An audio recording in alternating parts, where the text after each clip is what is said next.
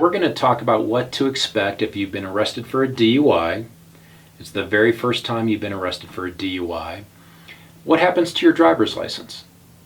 Well, it's a very common question. Everyone who calls me wants to know the driver's license consequences when they're arrested for a DUI. There's two different scenarios. So let's say you take the breath test, and your breath test is above a .08. The police officer is then going to complete something called an admin per se implied consent affidavit. They're going to send it to the Department of Motor Vehicles. You have 15 days from the date of your arrest to petition the Department of Motor Vehicles for a hearing.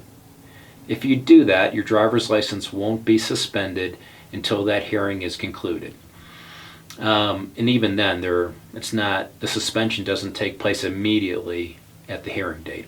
If you do not petition the Department of Motor Vehicles, it's a 90-day driver's license suspension. That will begin 15 days after the date of the arrest. If you take their tests, it's only a 90-day driver's license suspension.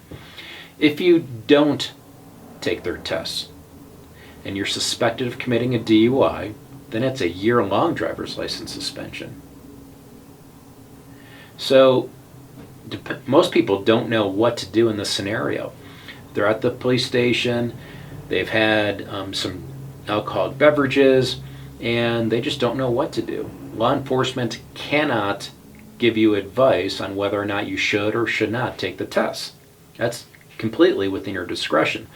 They will read you admonitions, which will advise you if you refuse to take their tests, this is what's going to happen. We'll suspend your license for a year. But it's entirely your choice whether or not you want to participate. Generally speaking, in northern Arizona, I tell people to take the tests. Because what typically happens if you refuse to take their test, one, you're going to be subject to the implied consent suspension, meaning a 1-year driver's license suspension. Two, the police typically will just get a warrant to draw blood anyhow.